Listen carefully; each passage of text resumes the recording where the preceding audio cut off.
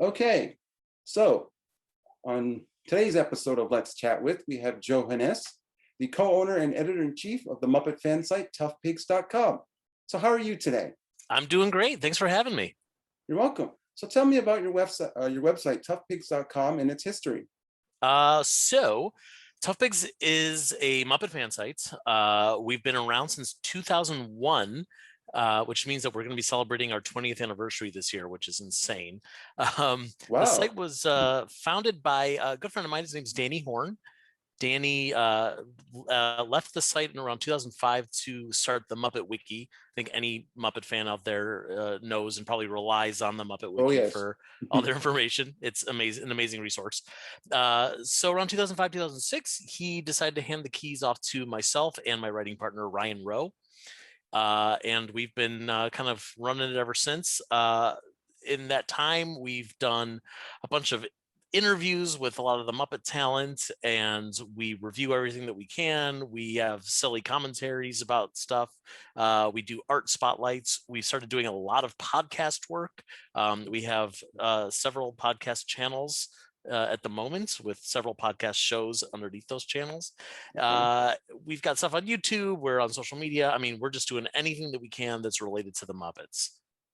So why the Muppets to begin with? Why? Why not the Muppets? Who don't love the Muppets? So why the Muppets? It's one of those things where most of us grew up on Sesame Street. As we got Yes. older, you find this love for like the Muppet Show characters, and you discover, who Jim Henson really was and all these amazing things that he did, and then the legacy that he left behind, all these great people that he worked with, and these things that he created that are still running strong today. And there's this bottomless hole of Muppet stuff that Yes. we're never going to get to the bottom of. There's always more to discover, and it's just, the stuff is fun and funny and interesting. The puppetry is incredible. The types of innovations made for TV and film are incredible. It really is. I mean, conceptually, it's a bottomless hole of just not just content to find, but literally topics to talk about and things to find and appreciate and enjoy and rediscover. The Muppet Show was just released onto Disney Plus a few months ago, Yes. and this is something where folks like you and I, we've been watching most of these episodes for years, but for a lot of Oh, yes. fans, this is the first time they get to see it. So again, like, just more and more stuff. It's pretty fun to just never never run out of ideas of things to write about. No. You merged recently with the Muppet Mindset. How did that go? How did that go down? Terribly. No, that's not true. It went down very well, very smooth, like a good cup of coffee. So we've been friends with Jared Fairclough, who runs the Muppet Mindset for many years. Also good friends with Ryan Dozier, who started the Muppet Mindset before Jared. And it's something that we had always talked about, mainly because, first of all, like I said, we know these guys, we've been friends with them. Also because the two websites shared a lot of similar goals and tactics, just commentaries and reviews and interviews and things like that. There was a lot of times where we would really, I mean, Jared and I over the last few years have been talking almost every day, because we want to make sure, I'm working on this idea. I want to make sure you're not doing the same thing, because that's a possibility. We don't have that problem with a lot of the other Muppet fan presences on the internet. Jared ran that website by himself. We're very lucky at Tough Pigs that we have a strong team of writers. And it just made sense that, rather than, Jared continuing to, work by himself and stress himself out with his own deadlines and the amount of articles that he promised himself that he would release, is just join our team. We'll do one super group of Muppet fandom, and we'll really be able to focus on writing better articles, or someone can focus on articles while someone else focuses on a podcast, or someone has an idea for social media posts, then it kind of triples the effectiveness, because there's three of us thinking of ideas for stuff to put out there. So yeah, it all just made sense. And thankfully, again, because we've known their team for so long, we were pretty confident that once we really officially started working together, that it would be a good working environment, and it's been working great so far. Yeah, more the merrier, right? Exactly. Yeah. That's very much like the Muppets sentimentality. Get more dogs and frogs and bears and chickens and things. Yeah. And that's exactly what we did. But we're not dogs or frogs or bears or chickens or things. So speaking of writing, you wrote the Birdman movie spoof called The Big Bird Man, starring Carol Spinney and Big Bird. What was that like working on that project? It was awesome. So the quick story behind that is I was having a conversation with Joey Mazzarino, who at the time was the head writer of Sesame Street. And we were saying, I had just seen the movie Birdman, the Michael Keaton movie, Good movie. and I loved it. Yeah. And I said, we should do a parody of it. This is literally the only idea was we should do a parody of it. And then the words came out of my mouth, Big Birdman. And Joey looked at me and he said, that's a great idea. We should do that. All we had was the title. And I went ahead and co-wrote it with my good friend Jerry Cole, who is a writer on Sesame Street. And she and I basically came up with the concept that it's going to be about Carol Spinney. And, if you've seen the video, Carol is kind of walking through the backstage and Big Bird pops up over her shoulder. The original idea was that he was going to be walking onto Sesame Street, not the actual street outside, but I think it actually worked better to see Carol and Big Bird outside. People were really excited about it, especially because it was something that focused on Carol Spinney. And not just Big Bird, not just the show. It was something that really honored this guy who, at the time, had been performing Big Bird for over 40 years. Let's see, what else can I tell you about that? I have a secret cameo in that video. Near the beginning, Carol's sitting in his dressing room, and he's making things move. He's puppeteering like a tissue box that flies across the room. The tissue box hits a frame. No, I'm sorry. He makes the framed picture move and shake, and then it falls. I am hiding behind the couch, holding the picture frame up above my head, and off camera, I hear Joey, who is directing, say, "Okay, shake, shake, shake, shake, shake, shake, shake, and drop." And that was my cue to, pull it down. So that was my puppetry claim to fame for Sesame Street. But it was a blast. It was great to work with Carol Spinney. I mean, he's a legend, and really got to spend an afternoon with him. The whole thing was filmed in a couple hours. We tried to do it really quick, guerrilla style. And we are filming at Kaufman Astoria, where they filmed Sesame Street during a lunch break. That's why we're in I think it was Matt Vogel's dressing room or someone's dressing room, not Carol's. And we go through stairwell. Actually, we cut the stairs, so there's a quick cut.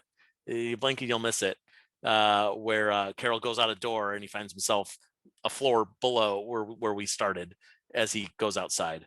But yeah, it was a blast. It was one of the most fun things I've ever gotten to do. Loved it. So speaking of Sesame Street, you were an extra during their 45th season. How did that come about, and what was it like for you? Okay, I lied. That's maybe my favorite thing I've ever gotten to do, is to be an extra on Sesame Street. There was an episode that Sesame Street did called Numeric Con, which was a spoof of Comic Con, and Joey Mazzarino, again, head writer, who wrote that episode. He knew I'm a big geek, and that I go to cons and stuff like that, and so he was just kind of asking me every once in a while, like, what else can we throw in there? Can we find like a Mario Brothers reference, or can we what's something that the Doctor Who aliens say that we can turn into a number thing? And I don't know if I helped him all that much, but just that was a back and forth a little bit. And I found out that they were going to want a lot of extras that day, and so I made a point to find out who was casting it, and to say I will gladly show up, and spend a day or two. Actually, I spent 2 days filming that one, and I had my own superhero costume. People are aware of it now because it's a TV show, but I was a big fan of the comic book Invincible.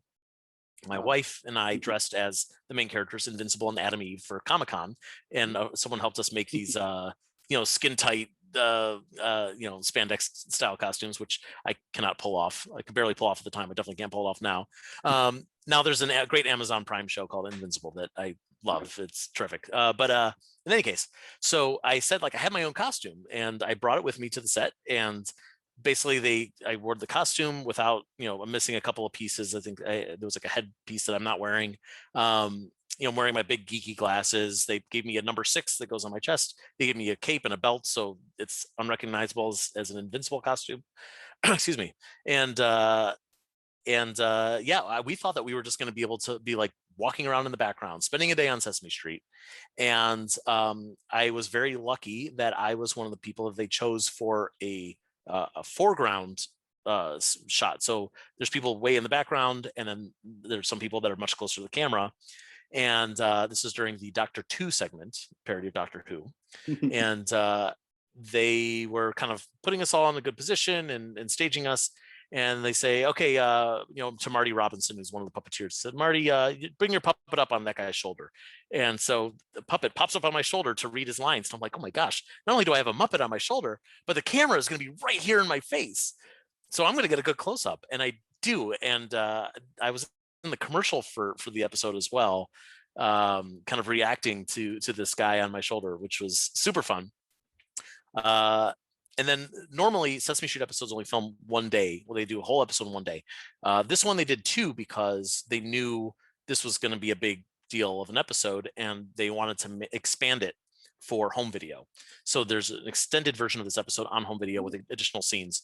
And because I'm there the second day, you get a couple of walkthrough. You can catch me walking behind the characters. Nothing quite as exciting as getting them up and on my shoulder, but yeah, it was just an incredible day on set. And I really, it was special to, I grew up on Sesame Street, we all did, but like, I really felt like that's a place that, like I spent my early, preschool years, and I got to go back, and it's not the same. And it's, it's a little different. There's lights, you can see the lights and the cameras, and there's no fourth wall, but yeah, you get to, it's the same old stoop. You know what I mean? So what is your favorite thing that the Jim Henson Company or the Muppets have ever done? For me, mine would be the knock it offs, the ones in that episode of the Muppet Show where they go, knock it off, knock it off, knock it off. Dude, yeah. Knock it knock off. Off the knock it off. Yeah. Yeah, like that's one of my favorites. What's yours? Great question. It's funny. You said that, and my answer was going to be the Muppet Show, but you went hyper specific. Not just the Muppet Show. You picked a moment from an episode of the Muppet Show. What is one of my favorite moments? Muppet moments. It's hard. There's so much. We were just talking about the bottomless pit that is Muppet content. I'm going to give you a couple. One of them is definitely the mystery box from Sesame Street, which is a sketch with Kermit the Frog and Cookie Monster, where Kermit is trying to get Cookie Monster to guess what's inside the box with clues, and Cookie Monster is guessing that it's a cookie over and over again, even though he knows that it's incorrect. And it's a perfect example of how Jim Henson and Frank Oz are the greatest comedy duo of all time. It's a perfect moment.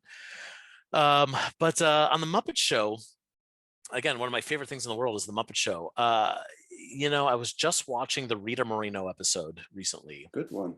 It's a brilliant episode. And when she sings the song Fever with Animal and Floyd on bass, and it's just a perfect combination of music and humor and a great guest star and a great performance by Frank Oz. I could sit here for an hour and just list off my favorite Muppet moments, but God, it's funny. It's like there's not many that I go like, nah, that one I didn't care for so much. There's just it's all so good. Now that the Muppets are on Disney Plus, where do you think they're going to be going next, besides that Haunted Mansion special they have later this year? I'd love to say that they're going to do a feature-length movie again in theaters. I don't know how realistic that is for the moment. But it's funny. It does feel like for now, Disney Plus is a really good place for the Muppets. There's a huge audience, and the Muppets, kind of after Jim Henson passed away, and the Muppets kind of changed their strategy for how they're releasing things and for how people, what people appreciate about the Muppets. I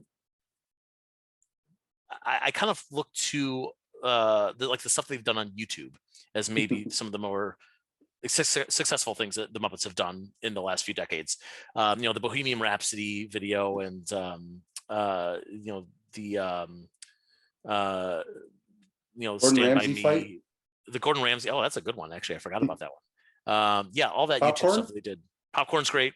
You know, Beaker singing "Ode to Joy" and Gonzo conducting the chickens. It feels very much like the next stage in what a variety show was. Now we have these little bite-sized Muppet things. So that said, you know, Disney Plus is great because they can just kind of throw a thing up there casually, and it's a silly thing that you can, you know, enjoy. Like, I don't know if you've seen on Disney Plus, they have Forky Asks a Question, and they're Yes. these very short things, and they're hysterical with Forky from Toy Story, and you know, like, yeah, let the Muppets do more stuff like that. So the fact that they've done Muppets now, they're doing this special, the Halloween special for Disney Plus. I think it's a good move.